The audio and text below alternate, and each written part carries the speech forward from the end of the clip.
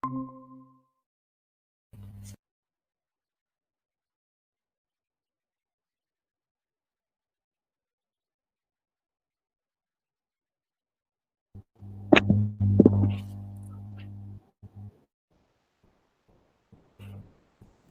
evening, Miss.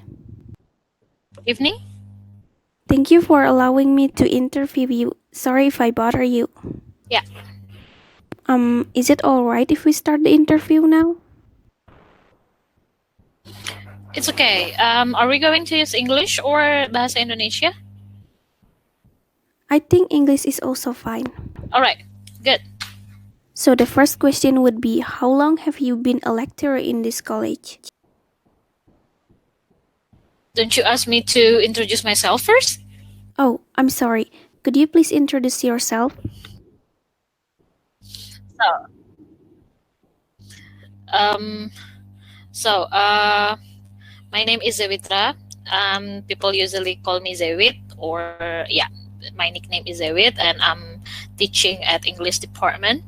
My home base is in English department, Politeknik Negeri Bandung, but currently I'm teaching in several other study programs in Polban. One of them is 1A BA. You are 1A BA? Okay, yeah. So one of them is your class. I teach Bahasa Inggris 1 in this semester in your class. What made you decide to become a lecturer?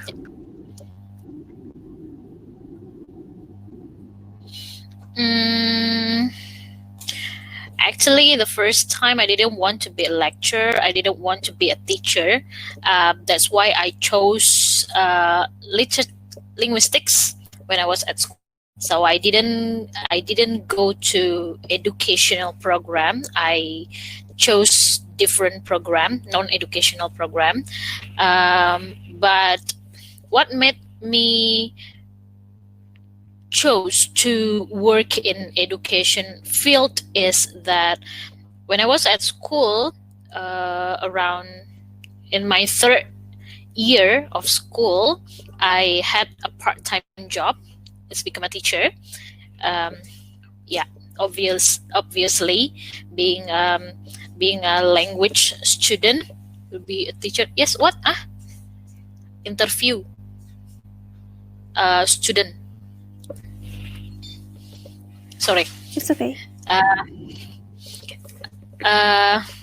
Was it good? Oh yeah. So when I was at school, I had a part-time job, and the part-time job is teaching.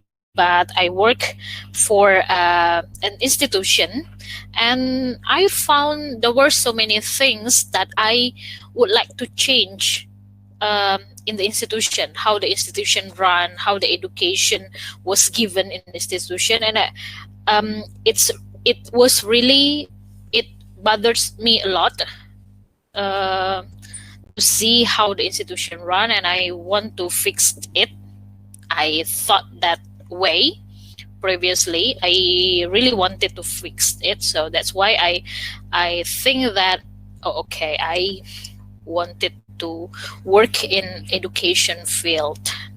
Not exactly to be a teacher or a lecturer. Actually, I just wanted to do something to this country's education. But yeah, because I got the scholarship for continuing my study, so I think being a lecturer is cool. I see. How long have you been a lecturer in Polban? 2 years. I started in 2019, so it's 2 years, more than 2 years now. How many class do you teach per week? Per week. Actually, it's 6 classes only, but it's 24 hours a week because one class is 4 hours. So just like your class, I teach your class 2 times a week, right? So do other classes. So basically, I teach 24 hours a week. Could you describe your teaching philosophy? What is teaching philosophy? What do you mean by teaching philosophy? How you give your material, something like that. Okay. So basically, because it's not a theory class, so your class is the where the students practice or where the student improve their skills. So my teaching style is I like to ask my students to practice actually. So I don't really with the what we say syllabus because um, I think that I try to match between the syllabus, the material that I give, with the students' capacity, the students' ability, and if they haven't understood yet, so um, yeah. And I try to make my class fun.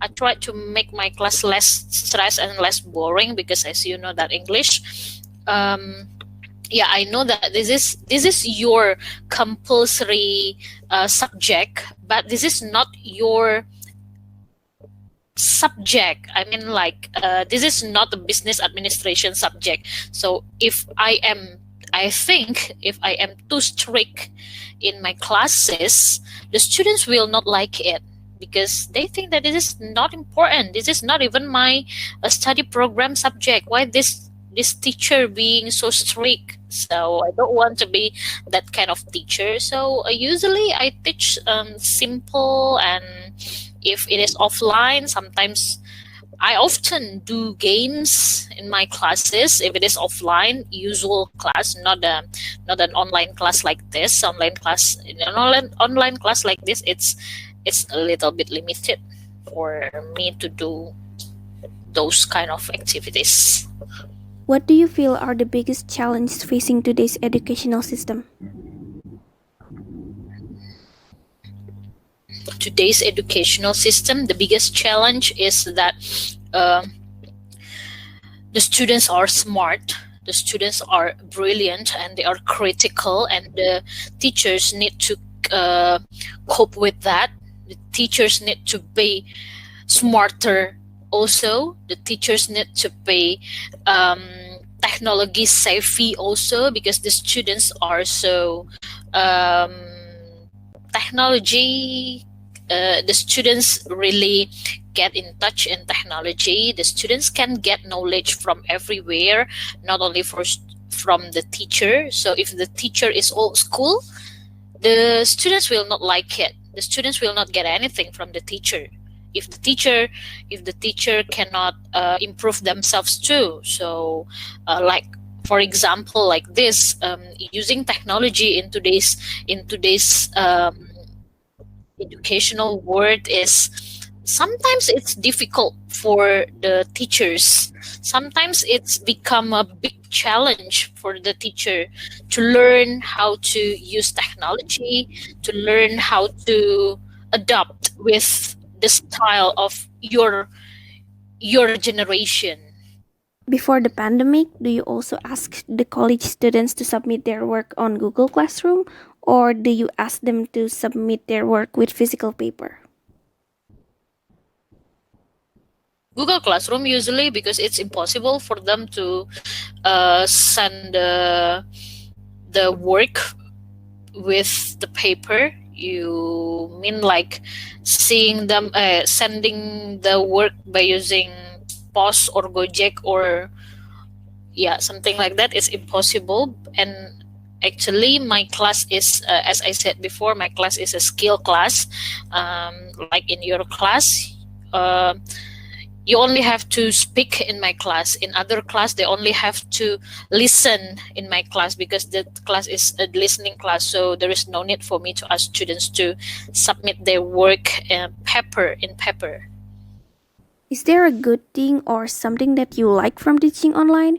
Because I think for the college students, because they don't have to go to the college, they have more spare time and they also don't have to worry about get caught on traffic jam. So something that I like about online classes, that too. I like it too because it's I don't I don't need to go to campus every day. If I go to campus, it is less burdened because I don't need to be in hurry. I can teach everywhere, even with only Google Classroom. I can still teach you, and what else? Um, online this kind of new normal also allow us to breathe a little bit, because as I said before, I have 24 hours in a week teaching from class to class, um, in Thursday only, in today only I have 4 classes, you see, from the very morning at 7, and I will stop at 3 in the afternoon, and it's really tiring. So online classes will help me in that case. But of course there are many negative points also. If some students got a bad score for midterm test or last term test, is there a way to fix their score? Midterm test, yes. I have ever said to my students like this. I really appreciate the process, not only the result. So, for example, you are not that good at English, but I see that you try hard. I see that you want to participate in the class, even though you are not sure you are right or wrong. You are not sure to pronounce something in English, for example, but at least you try and you have the courage to speak. I appreciate it more than just a person who keeps silent in my class, and then ujuk ujuk they have a good score in my class. I will not. Sometimes I will not believe in that good score. So I have said to my student like this, because some of my students ask, Miss, I got C in your class. Miss, I got BC in your class, for example, in the final test. So can I get can I get what is it, remedial test, for example? I said to my student, can one remedial test replace 6 months of studying? If during 6 months you only get BC, do you think that one remedial test can change it into B or A? I think no, right? So I don't give remedial tests for my students because it's pointless, it's useless, it only will cause me to check useless paper, and I don't want to do that. So in my class, if you want to be success in my class, do it during the semester, not in a remedial test, because I will not give any remedial tests. The last question would be, what is the best thing about being an English lecturer? The best thing of being an English lecturer, people always think that I'm smart, but I'm not that. I'm just because I can do something that maybe in other people point of view, speaking English is a little bit difficult for them. So if they see I can speak English, they think that I'm smart. They think that I'm cool. So yeah, I like that. And then being able to speak English, before I don't appreciate it. I just see that, okay, I can speak English, so why? So I can speak English, so what? And it's just normal, I think. But when I saw someone who, for example, cannot understand the book that they read, or cannot understand the movie that I watch, for example, and I can understand it, I think that I'm blessed to be able to speak English. I am blessed to be able to understand it, and I am blessed to be able to read the material from other language, for example, so I can learn more than the people who cannot speak English, who cannot read English, for example. So just that, I think. I see. Well, that's all for the interview. Thank you for allowing me to interview you. Uh, Aska, can I ask you something? Yes, of course. Um, I see that your English is good. Did you learn it at school, or did you went some English course, or did you speak English at home with your family? No, I learned from watching movies, film, and reading lots of English novels. I never speak English with my family at home, and even when I was at Mhm. high school, I barely speak English face to face with vocal like this. So your ability of speaking is developed just by watching movie and reading novels. I mean, like, you didn't really practice it before. Yeah, I also watched it when I was on 6th grade, but I didn't improve that much. It was only after when I was on 7th grade that I started to read lots of English novels. I remember that I screenshots lots of page because there were words that I don't know the meaning, and yeah, I remember I was able to improve thanks to Mhm. that.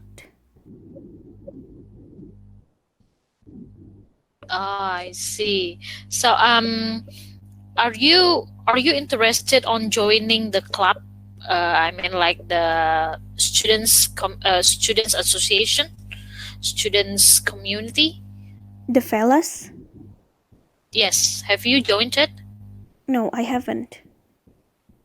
Oh, I see. But are you interested, or I mean, like in fellas, you will learn to develop your ability, and you will learn to use it in for a bigger, I mean, like a bigger purpose. Like, you will be trained to be able to debate, for example. You will be trained to be able to do storytelling, for example. Are you interested in that? Yes, I was actually thinking about it a couple of days ago. Mm. Where do you live? Ku Setiabudi. Oh, in Cipaku Setiabudi. Okay. What school were you from? High school? Mm-hmm. Semansa, Indago. Oh, I see. SMA 1 Bandung. Oh, I see. Okay. Well, yeah, I see that your English is very good. Um, I don't know. This is just the third week of us being together. I mean, like, this is the third week of us in the class, uh, and I see that some of the class students, some of your classmates are good in English, and I just know that uh, last meeting, I just know that from last meeting that you are also good at English, because from the previous meeting you didn't speak, so I don't know that. uh, but from last meeting, I know that you are good in English, and you also send a very good English message to me yesterday, if I'm not mistaken. So I think that you are very good in English. Yeah, that's good. Thank you Okay. for allowing me to interview you. And is there anything else you want to ask me? Mhm. No, no, I think no. But I'm actually don't understand about this. What actually your lecturer asks you to do? Your apa performance lecturer asks you to do, just to interview. Get acquainted? That's what she said. Okay, because some of students, there are several students that have interviewed me before, and some of them did it in a, I mean, like mini questions and also personal questions. Some of them only ask one question and then left. I don't know. So I don't know what is it actually. Okay, but anyway, yeah, no problem. Thank you so much for interviewing me, Aska. I think the reason they ask us to do this is so we get more confident in talking with lecturer, because I think some of the students are shy to talk with someone like lecturer. Who who is the lecturer? Who is the lecturer? Wait a minute. You don't remember. You don't remember the name.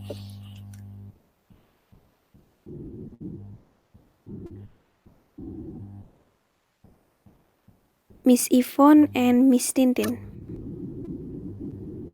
Oh, oh, Ibu Yvonne. Okay. Right. Okay. All right. Once again, thank you so much for allowing me to interview you. Yeah. Yeah. Thank you so much, Aska. Is it alright if I close the Google Meet now? Yes. Yes. Okay. I'm going to leave too. Thank you so much for having me, Aska. Thank you, Miss. Okay. Bye. Yeah. Bye, Bye. Miss. Aska. Bye.